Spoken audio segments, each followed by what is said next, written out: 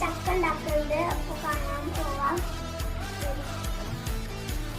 വെള്ളത്തിൽ ചെറുതാക്കി ചക്കര കുറച്ച്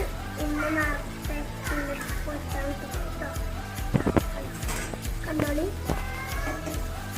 പിന്നെ വാങ്ങുന്നുണ്ട്. മീൻ ഇടാണ്ട് കേട്ടോ. അടുത്ത ചട്ടിക്ക് ഇടാന് ഇതാ ഉമ്മ ഉപ്പും മഞ്ഞപ്പൊടി ഇട്ടുകൊണ്ട് കഴിക്കും. ചൂടായ എണ്ണയ്ക്ക് ഇട്ട് വെക്കുന്നു.